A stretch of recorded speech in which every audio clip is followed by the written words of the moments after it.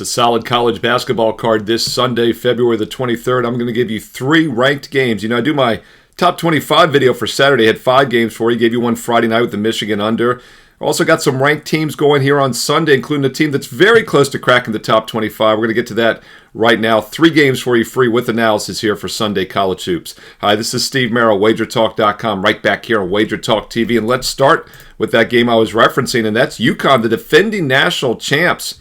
On the outside looking into the rankings right now, they're currently 31st if you look at the extra votes in the AP poll. But they get a chance to maybe become ranked if they can pull the upset at St. John's. Number 10 St. John's, 12 noon Eastern, Fox, early tip-off Sunday, and this should be a good one. It's a rematch from just a few weeks ago in which UConn lost at home, a rare home loss for UConn, 68-62 against St. John's. And boy, is St. John's playing well this season, and they've really kind of changed the way they play. By the way, UConn was a 4-point home favorite in that game, lost outright, of course, on that strong home court. Overall this season, UConn now 11-2, I believe, at home, 7-6 on the road.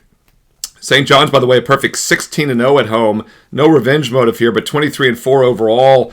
And normally I'd be looking at the Johnnies here, and I do think they're probably the preferred side just because they are the better team. And what really hurt UConn was turnovers. Turnovers crushed them in that first meeting. They turned the ball over 30% of the time, and they also struggled the game before that against Marquette. So UConn has not done well against pressure this year, and that's been one of their weaknesses on offense. But let's look at the total for the free play here in the video, and I do think there's some value with the under 138.5. Now, I'm using the early lines on Saturday afternoon. Wanted to get this video up nice and early for you the day before so you can do your own handicapping and start diving into these big games. And using the look-ahead lines on Saturday afternoon, the initial opening numbers, St. John's about a 4-point favorite. 138.5 is the posted total. And that first meeting landed on 130, and the pace was actually fairly quick still, and they only got to 130. Now, one of the reasons is because St. John's did not shoot well from three-point range. In fact, despite winning that game by 6 on the road, they did not shoot well from 3 in that one.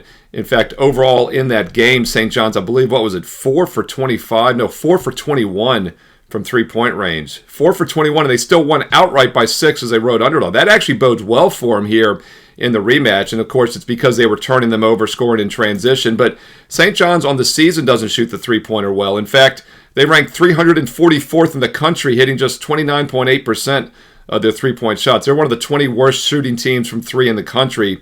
So once again, 4 for 21, probably not a surprise. UConn, one of the better three-point defensive teams as far as not allowing threes. So it's going to come down to if St. John's can turn UConn over. I do think UConn will take better care of the ball in this game. I would lean under, though. St. John's is the second most efficient defense in the country. Let that sink in. Last couple years, they've been good offense, no defense. They play fast. This year, they're the second best defensive team in the country as we head into Sunday efficiency-wise, but they're only 91st offensively. Both defenses actually hold the matchup edge here, and the first game landed at 130 with a fast pace. I think this one stays under 138.5. By the way, big picture with UConn, I do think they could be a play-on team come March Madness here. Obviously, the defending national champs have a lot of star power, a lot of pedigree. And keep in mind, Liam McNeely, one of the best freshmen in the country, 6'7" forward. Liam McNeely has returned to the lineup in recent games for UConn. In fact, he made his debut back, I believe, in that St. John's game a few weeks ago. He missed 8 straight games. His debut back was on February 7th against St. John's. He had 18 points. He's had 38 points and 20 points in the 2 wins since, and the only other loss was in overtime against Seton Hall. UConn has only lost 1 of their last 6 games in regulation, but that was the 6-point home loss against St. John. Should be a good one. Once again, that's at 12 noon Eastern Sunday afternoon on Fox. Turn to the Big Ten for our next matchup, and that's at 1:30 Eastern on CBS. The first of 2 straight Big Ten games on CBS. Going to get to the other one here in a moment, but this one's at 1:30 Eastern. Number 13 Purdue off of 3 straight losses at unranked Indiana. And once again, using the early lines on Saturday afternoon, Purdue is about a 4-point road favorite in this one. Total's around 151. I was hoping the total would be a little bit lower because I would lean over in this game based on the matchup, but my concern here with the total is that Purdue is coming off 2 of their worst defensive showings of the season and 3 straight losses, so it should be a focused spot. But then again, their worst defensive showing of the season was last Saturday when they gave up 94 points. Their worst efficiency rating of the year against Wisconsin. Came right back and had another bad defensive game against Michigan State on Tuesday. So maybe they don't fix the defense, but the one thing that's been clicking for Purdue has been the offense, and they did beat Indiana 81-76 earlier this season back on January 31st. What's interesting is that Indiana actually had a better game score overall than Purdue in that one, rescoring of the game, one of the models that I use. But it's hard to trust Indiana. This is a team that started 4-1 in conference play, playing some real cupcakes, and now that they've stepped up in class against mostly all Class A teams, they have gone just 2-8 straight up their last 10. One of those was an overtime win, so they're just 1-8 in regulation otherwise since that 4-1 conference start. So even though they played them tough on the road earlier and it is a home revenge spot, it's really hard to trust Indiana on this current 2-8 conference slide. And then Purdue off of 3 losses should be very focused. So let's look at the total. I would lean over 151 for a few reasons. First of all, the first matchup, as I mentioned, was 81-76 last month. That was 157 points, and the pace was fast. And that was with Purdue shooting just 2 for 13 from three-point range. In fact, the two teams combined were just 9 for 32 from 3, and they still got up and over, and it landed on 157. And I think the matchup, once again, is somewhat favorable. By the way, that total was just 145.5. So once again, this line is inflated, so not as much value with the over. And I am concerned with both teams coming off bad showings. They might focus on D more. Indiana's been off for a full week.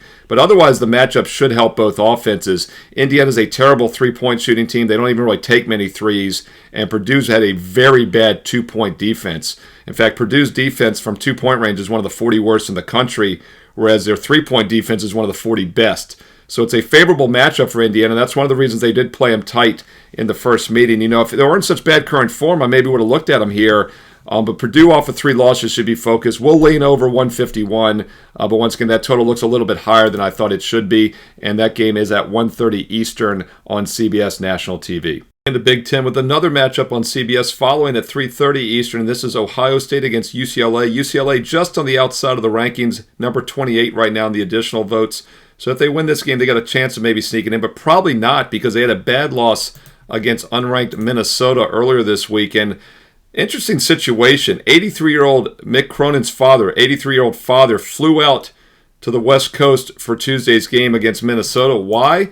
Because it was likely going to be Mick Cronin's 500th career win. And what happens? Minnesota pulls the upset. And, of course, UCLA loses outright 64-61.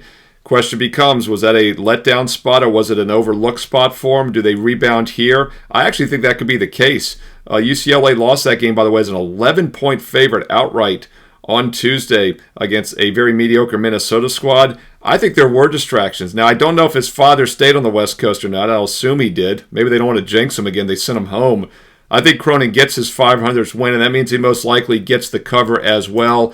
Early advance opener here is around 6.5 on Saturday afternoon. Total's around 141, and I do like UCLA minus the 6.5 in this game on Saturday afternoon. First of all, we talk a lot about this with this conference realignment, these weird teams added to the conferences. It's almost a national scope now.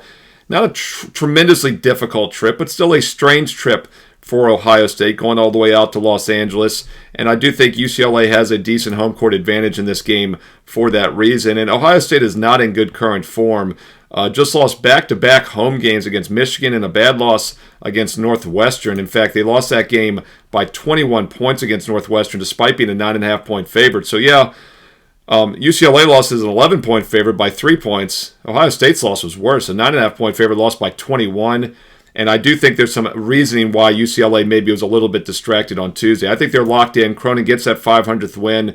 Hey, chime in the comments below. I didn't look it up. Is his father in attendance or did they ship him back home? What would you do with your 83-year-old father if you're about to get your 500th win? I do read the comments and I reply back. But on the serious note, I think the matchup is good also for UCLA in this game. UCLA gives up a lot of shots from three-point range.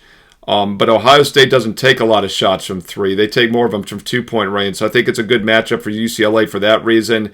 And also, Ohio State puts teams on the free throw line big time. And UCLA does get a good chunk of their points from the charity stripe this season. UCLA also the second highest turnover defense in the country. Now, Ohio State does take care of the ball, but on the road it's always a little more difficult. And I do rank UCLA as the better team at both ends of the court, especially the defensive end in this game. So I like the matchup. I like the focus spot. Both teams coming off bad losses, but I think UCLA more likely to rebound in this one.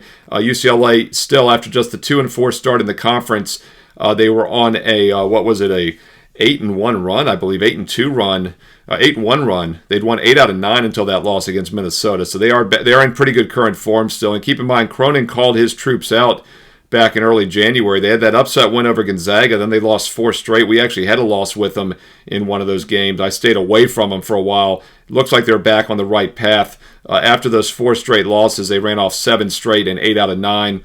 I think they're more likely to get back on track as opposed to an Ohio State team that's dropped 3 of their last 4 games overall. That game's at 3:30 Eastern once again on CBS. Hey, look, 3 big national TV games for you on Sunday afternoon in college hoops. If you like the video, thumbs up, like, and comment below. The more likes, the more thumbs up, the more comments, the more free play videos I do every day of the week and the weekend, working for the weekend on Saturday and Sunday. Just like Loverboy, working for the weekend, and we'll keep it coming. Hey, once again, seriously, if you're watching the videos, I'll keep doing more of them. Let me know if you're finding them useful. Also, let me know in the comments below who you like on this Sunday card. Sides, totals, what are you looking at? Maybe some of those smaller conference under-the-radar games as well. Include some analysis if you have time. Let's learn and earn and win together here on WagerTalk TV. And don't forget, click subscribe and click that bell for an instant alert so you know when these free play videos go up each and every day of the week for both college and pro basketball. By the way, if you want my official best bets for Sunday college and pro hoops, check out my page, Steve Merril, WagerTalk.com, and you can get there quicker with shortcut wt.buzz/SM. A couple things I want to point out to you. You'll see the daily best bets. You'll also see a free play. Check out the daily free play. It's my last cut. If a game's close to making the best bet card, but it's not quite strong enough, I post it as a free opinion for everybody. Those free plays have made money this year, and they do quite well because I'm very selective. I have maybe 1 to 3 best bets on average, so that last cut is still a pretty good free play. And also that selectivity pays off. We doubled our bankroll in just 8 months last year and finished up 133 units overall in 2024. And of course, a large reason is because we had a fantastic baseball season. Don't forget, baseball starts in 1 month. Starts 1 month from now. So it's a great time to be an All Sports All Access client. If you want to try a 7-day package right now, we get 3 more days for free. This week only, you're getting a 7-day plus 3 bonus days. So once again, buy 7, get 10.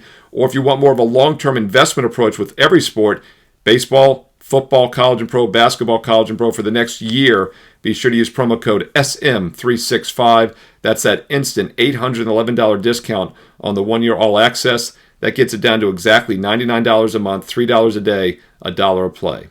So once again, you can try the 10-day special, buy 7, get 3 more for free. It's 10 days for $99.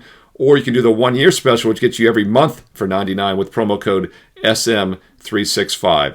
I've done this for almost 30 years now. This will be my 30th football season coming up in August. We'll hit 30 in August. I've been doing this longer than many of you have been alive. Hey, comment below. Have I been handicapping longer than you've been alive? I know I've got some young viewers out there. I do read the comments, and I appreciate the support. But seriously, I've done this for 4 decades. By the way, who's the only NBA player to ever play in 4 different decades? Pause the video if you want to think about it. Vince Carter. Heard that trivia tidbit last week when they were honoring him at the All-Star game. He played 90s, 2000s, the 10s, and the 20s. I've been handicapping since 1996. 4 decades of experience, and it's so simple. If I have a best bet, I give it to my clients. Everybody gets the same plays I'm using each day, whether it's a 1 day, a 1 week, a 1 month, or a 1 year subscription. You're getting the same best bets. And by the way, they're recapped every day on my page. You can click on them and read the analysis as well. Follow along. It's another reason to go to the page every day. See the best bet recaps, click on the analysis, learn while you earn, get that daily free play, and check out the best bets and the special offers. No promo code needed for the 10-day, or use promo code SM365 for the 1-year discount. Steve Merril, WagerTalk.com, and get there quicker. Shortcut wt.buzz/SM. You'll also see a free 7-day trial for oddslogic.com/SM. That is the free live odds service that I use with real-time injury updates and real-time scores. Same information, same source the sports books use on the other side of the counter. If you'd like to try the premium live odds service from OddsLogic, you can do so for 7 days free with that special URL, oddslogic.com/SM. You'll see details on my page as well. Don't forget, follow me on social media at Steve Merril. 2 R's, 1 L. At Steve Merril on X and Instagram. And stay tuned here to WagerTalk TV because you know there's more free play videos coming up next.